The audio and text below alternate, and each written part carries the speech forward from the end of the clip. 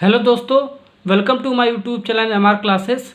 पिछले लेक्चर में मैंने आपको चैप्टर नंबर 3 मैट्रिक्स का पार्ट स्टार्ट किया था और उसमें थ्योरी पार्ट को मैंने कंप्लीट कर दिया था। तो इस लेक्चर में मैं आपको थ्योरी पार्ट 2 के बारे में डिस्कस करूंगा। उसी से रिलेटेड थोड़ा सा हमारा इंपॉर्टेंट पॉइंट्स है, ठीक है। कुछ फार्मूला है जो आपको याद होना चाहिए, ओके। और 3.1 एक्सरसाइज में हमारा ये फार्मूला काम आएगा, ठीक है। तो इतनी सी बातें हैं, 4-5 फार्मूला है, आपको ध्यान रखना है, ठीक है। तो चलिए स्टार्ट करते हैं। सबसे पहले क्या है आपका point number 1, order of matrix, ठीक है। मैंने आपको बताया था ना ऑर्डर ऑफ मैट्रिक्स कैसे निकालते हैं, ठीक है। ये फार्मूला आपका order of matrix is equal to M into N. M आपका क्या है मैं बता देता हूँ। एम आपका होता है total number of row, total number of row, okay. N क्या होता है आपका टोटल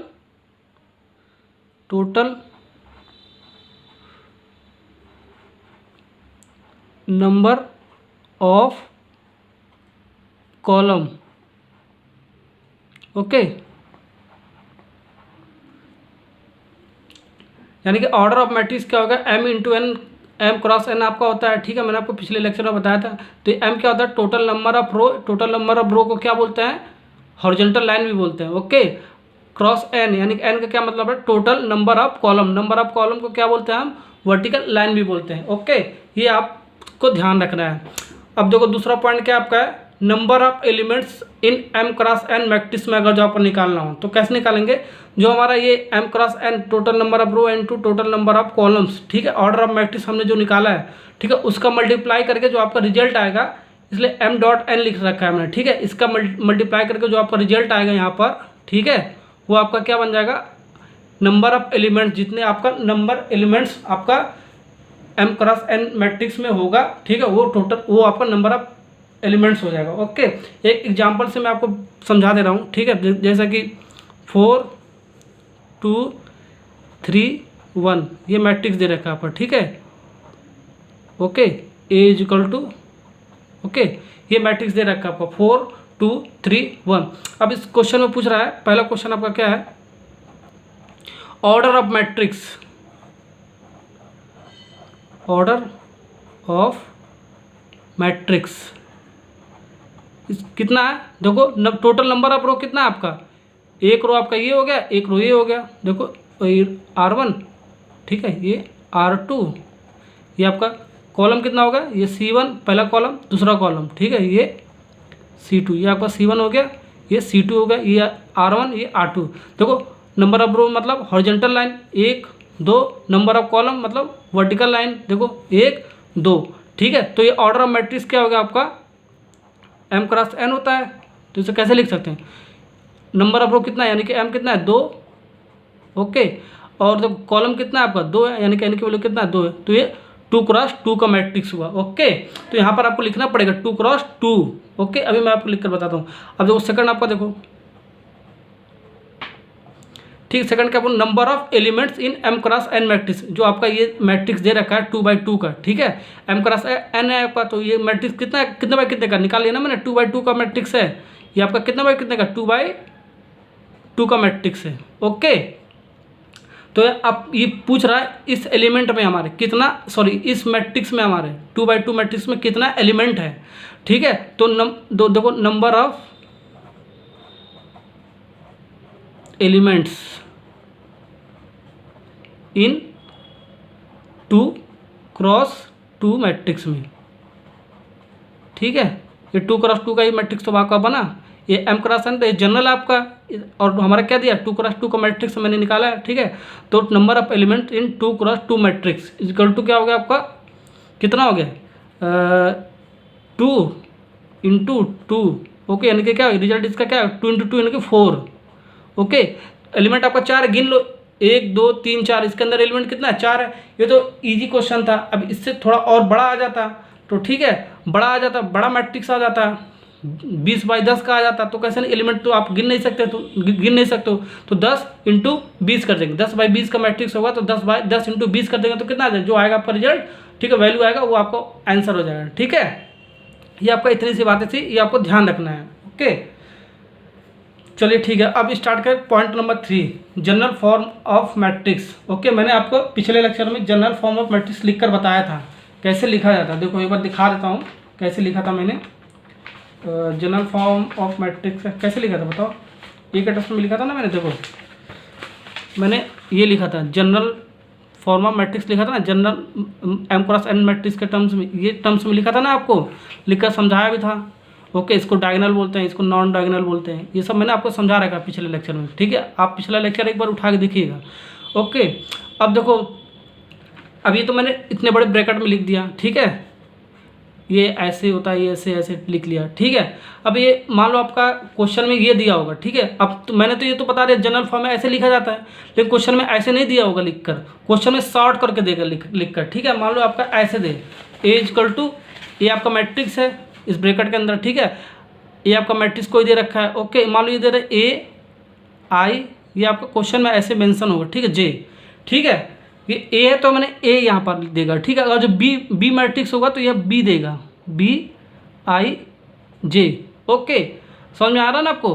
अब अगर सी मैट्रिक्स है तो ये सी आई जे देगा, डी होगा तो डी आई जे देगा आपका। ओके, अब यहाँ पर आई और जे का क्या मतलब है, ध्यान देना आपको। आई और जे का क्या मतलब है, आई आपका हो गया, देखो आई आपका हो गया ये आई। ठीक है, आई इक्वल टू आपका हो गया number of row, number of row. और जे का क्या मतलब हुआ यहाँ पर, number of column. Okay, I का मतलब नंबर ऑफ रो, जे का मतलब नंबर ऑफ कॉलम। अब आप पूछोगे नंबर ऑफ रो तो यहाँ पर भी था, नंबर ऑफ कॉलम यहाँ पर भी था एम क्रॉस एन वाले में। तो जो ऑर्डर ऑफ मैट्रिक्स हम निकालते हैं ये पूरे का निकालते हैं, जितना भी हमारा एलिमेंट होता है उसके हम बाहर लिखते हैं, टोटल लिखते हैं। यहाँ पर टोटल मैंने लिखा है, टोटल नंबर ऑफ रो, यानी कि पूरा लिखते हैं ऑर्डर ऑफ मैट्रिक्स, जितना हमारा एलिमेंट है उसका ऑर्डर ऑफ मैट्रिक्स कितना बनना है वो होता है, बाहर लिखते हैं। ठीक है, अब इसमें क्या होता है, इसके अंदर हमारा इसके अंदर हम लिख रहे हैं एलिमेंट, इसके अंदर हम लिखते हैं, मान लो ए एलिमेंट है आपका। ठीक है, इसके अंदर जो हम लिखेंगे वो आपका नंबर, वो आपका डिनोट करेगा, ये आई का डिनोट करेगा नंबर ऑफ रो, जे का डिनोट करेगा नंबर ऑफ कॉलम। टोटल नहीं डिनोट करेगा, टोटल डिनोट करेगा ये ऑर्डर ऑफ मैट्रिक्स, जो हम टोटल लिखकर यहाँ पर वैल्यू लिख देंगे। ठीक है, ये टोटल डिनोट करेगा। एग्जाम्पल से समझा देता हूँ मैं आपको, अभी क्लियर हो जाएगा आपको। देखो मान लो आपका 2x2 का मैट्रिक्स लेना है। ठीक है, ए इजिकल टू ये लिखना है आपको ए आई जे, 2x2 का मैट्रिक्स लिखना है, ऐसे आपको क्वेश्चन में देगा। ठीक है, 2x2 का मैट्रिक्स लिखना है। ओके, तो कैसे लिखा वो जनरल, मैंने तो जनरल लिख कर बता दिया आपको पिछले लेक्चर में। अब कैसे लिखोगे 2x2 का मैट्रिक्स, देखो कैसे लिखते थे, ए इजिकल टू, ठीक है 2x2 का मैट्रिक्स लेना। तो देखो पहला रो पहला कॉलम A1 1। ओके, अब इसका मतलब क्या होगा, आई की वैल्यू आपका नंबर ऑफ रो 1 है, आपका नंबर ऑफ रो 1 है ना, तो नंबर ऑफ रो 1 है, और जे का नंबर ऑफ कॉलम ये डिनोट कर, ये अंदर वाला number of row number of column denote करता है। ठीक है, जो आई और जे है ये मैट्रिक्स के अंदर का जो एलिमेंट होता है वो आई और जे आपका होता है, वो डिनोट करता है। और ये जो एम क्रॉस एन वाला ऑर्डर ऑफ मैट्रिक्स होता है वो पूरे का बाहर जो जितना भी एलिमेंट है उसका आपका ऑर्डर ऑफ मैट्रिक्स यानी total number of row into total number of column denote करता है ये। और ये जो आपका जो ए आई जी है आपका, ये आई और जी ये क्या डिनोट करता है, सिर्फ एक एलिमेंट का डिनोट करता है। ठीक है, ये सिर्फ एक एलिमेंट का डिनोट करता है। ओके, तो A11 हो गया। इसके बाद क्या होगा आपका A12, 2x2 का मैट्रिक्स लेना है, यानी कि क्या है 2 क्या आपका नंबर ऑफ रो। ठीक है, यानी कि M। ओके, यानी कि नंबर ऑफ रो 2 लेना है, नंबर ऑफ कॉलम भी 2 लेना है, ये यानी क्या नंबर ऑफ कॉलम, यानी कि 2 रो लेना है 2 कॉलम लेना है। देखो ये आपका कॉलम तो आपका C1 हो गया हॉरिजॉन्टल वर्टिकल लाइन। ठीक है, ये आपका क्या हो गया C2, कॉलम तो आपका पूरा हो गया, लेकिन रो तो आपका एक ही अभी हुआ है आपका। ओके, रो तो आपका एक ही है।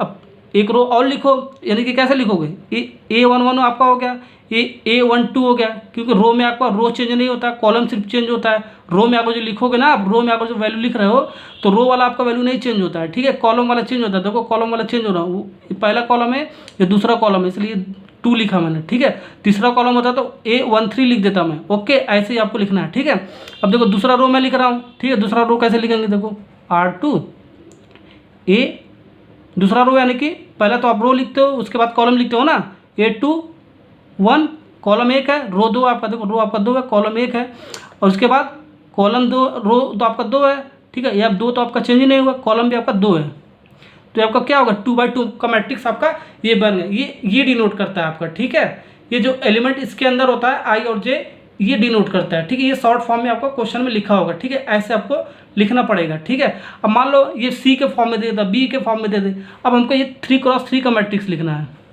ओके, 3x3 का मैट्रिक्स लिखना है, तो कैसे लिखोगे 3x3 का मैट्रिक्स लिखा, ये आपका C1 ये C2, ओके, ये 3x3 का मैट्रिक्स लिखना है, तो कैसे लिखोगे बताओ। देखो 3x3 का मान लो ये सी है ना आपका मैट्रिक्स, ये लिख लो आप। नंबर ऑफ रो कितना होना चाहिए, 3 होना चाहिए, R1 R2 R3, ठीक है, ऐसे हम लिख लेंगे। नंबर ऑफ कॉलम कितना होना चाहिए, 3 होना चाहिए, C1 C2, ओके, ये आपका C3, यही तो होना चाहिए, C1 C2 C3 होना चाहिए। देखो नंबर ऑफ रो आपका 3 हो गया, नंबर ऑफ कॉलम भी 3 हो गया। 3x3 का मैट्रिक्स बनाना है हमको, जनरल फॉर्म में बना रहा हूँ, ठीक है। तो A11 नंबर ऑफ रो भी 1, नंबर ऑफ कॉलम भी है, देखो number of row 1, number of column 1, okay. अब देखो नंबर ऑफ रो तो आपका चेंज नहीं हो रहा है, तो 1, कॉलम चेंज हो रहा है, देखो C2 हो रहा है तो 2 हो गया, ठीक है। अब ऐसे ही रो तो आपका चेंज नहीं हो रहा, कॉलम आपका C3 होगा तो 3 हो गया, ओके, ऐसे ही लिखना आपको, ठीक है। अब 2 वाला देखो, दूसरा वाला रो A21, ठीक है, कॉलम 1 है, रो आपका 2 है, ठीक है। अब रो चेंज नहीं होगा, कॉलम चेंज होगा आपका, क्योंकि रो में लिख रहा हूँ, ठीक है। कॉलम में लिखते हैं तो आपका कॉलम चेंज नहीं होता, रो चेंज हो जाता है, ठीक है। हम ऐसे रो में लिख रहे हैं, ठीक है। तो A21 A22, ओके, इसके बाद A23, क्योंकि कॉलम 3 है, रो तो आपका सेम है। उसके बाद क्या लिखोगे, देखो ब्लैंक स्केच से लिख रहा हूँ मैं, ठीक है। अब 3 है ना आपका रो, तो 3, ओके, उसके बाद A32, रो तो आपका चेंज नहीं हो रहा, कॉलम चेंज है, 2 कॉलम है तो 2 लिख दिया मैंने, फिर उसके बाद लास्ट में A33, ओके। ऐसे आपको ये 3x3 का मैट्रिक्स ये आपका बन गया, ठीक है। तो ये आपका क्या हो गया, यहाँ पर आप लिख लो 3x3, यहाँ पर आपका क्या हो गया 2x2 का मैट्रिक्स। ऐसे ही आपको बनाकर दिखाना पड़ेगा, ओके, समझ में आ रहा है ना आपको। तो चलिए स्टार्ट करते हैं आप पॉइंट नंबर 4 पर। पॉइंट नंबर 4 आपका क्या है, इक्वलिटी ऑफ मैट्रिक्स, ठीक है। क्वेश्चन में एक क्वेश्चन आपका एक्सरसाइज 3.1 का एक क्वेश्चन आपका दिया रहा, दो क्वेश्चन आपका है, ठीक है, 2-3 क्वेश्चन आपका इस कॉन्सेप्ट के बेस पर आपका मिलेगा, ठीक है। तो इक्वलिटी ऑफ मैट्रिक्स क्या होता है, देखो सीधी सादी बात है, 2 मैट्रिक्स दिया होगा A=IJ, ठीक है, ये मैट्रिक्स इसके अंदर आपको एलिमेंट्स दिया रहेगा, ठीक है। जितना भी आपको मैट्रिक्स बोलेगा, जितने बाय जितने का वो आपका दिया रहेगा, A और B आपको मैट्रिक्स दिया, are said to be equal. अगर जो दोनों मैट्रिक्स अगर जो इक्वल होगा तो उसके लिए कंडीशन है, 2 कंडीशन है, ठीक है। अगर जो 2 मैट्रिक्स आपका A=B है तो ठीक है, तो उसके लिए आपका कंडीशन है, देखो पहला कंडीशन क्या है, they are the same order, इसका ऑर्डर सेम होना चाहिए। अगर जो 2/2 है तो B वाला भी 2/2 होना चाहिए। अगर जो A का मैट्रिक्स 3/3 है तो B का भी मैट्रिक्स 3/3 का ऑर्डर होना चाहिए, ठीक है। ये आपका सेम ऑर्डर का होना चाहिए, ठीक है। They are the same order of the matrix, ठीक है, जो आपको मैट्रिक्स दिया होगा उसका ऑर्डर सेम होना चाहिए, ठीक है। अब दूसरा पॉइंट क्या है, each element of A is equal to corresponding element of B। Corresponding का क्या मतलब है, मैंने आपको एग्जांपल देकर भी बता रहा हूँ, ठीक है। ईच एलिमेंट ऑफ A, जो A का मैट्रिक्स है, जितना भी एलिमेंट है जो A का हमारा मैट्रिक्स है उसके अंदर जो भी आपका एलिमेंट्स है, ठीक है, वो B का जो मैट्रिक्स है उसके अंदर जो एलिमेंट है उसके कॉरस्पॉन्डिंग एलिमेंट आपका क्या होगा, इक्वल होगा, ठीक है। चलो अभी मैं आपको लिख कर बताता हूँ, डेट इज इसका क्या लिख सकते हैं, इस रिजल्ट से हमें क्या मिला, AIJ=BIJ for all I and J आप, ठीक है। इसका क्या मतलब है, अभी मैं आपको, ये तो आपको मैथमेटिकल रिप्रेजेंटेशन है, ठीक है। सो A= आप B लिख सकते हो। अगर जो आप ये दोनों कंडीशन आपका सेटिस्फाई कर रहा है तो आप क्या लिख सकते हो, A=B, A का मैट्रिक्स B के बराबर है, ठीक है, ओके, समझ में आ रहा है ना आपको।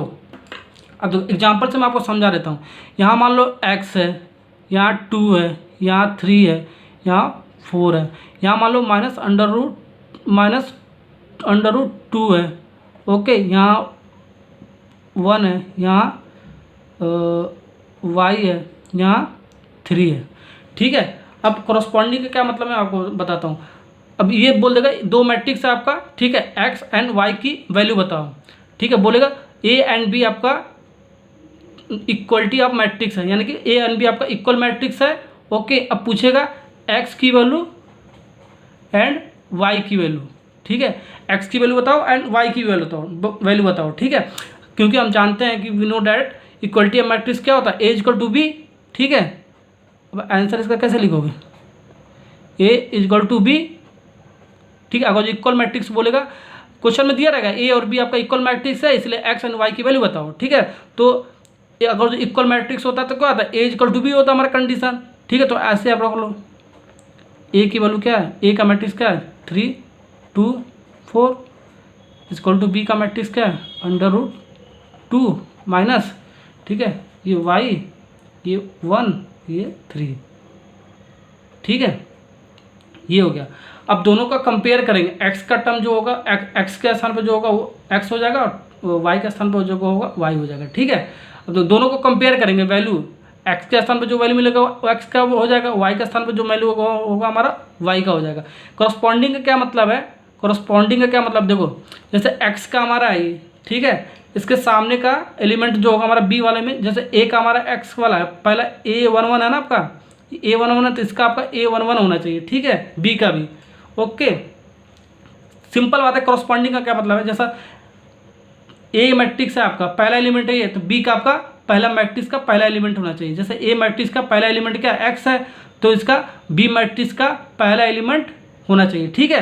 तो यानी कि एक्स इक्वल टू क्या हो गया आपका, देखो पहला ही है ना, ये कंपेयर कर लेंगे, कंपेयर करेंगे आप, एक्स इक्वल टू √-2। ओके, अब देखो वाई क्या है आपका, वाई कंपेयर करो।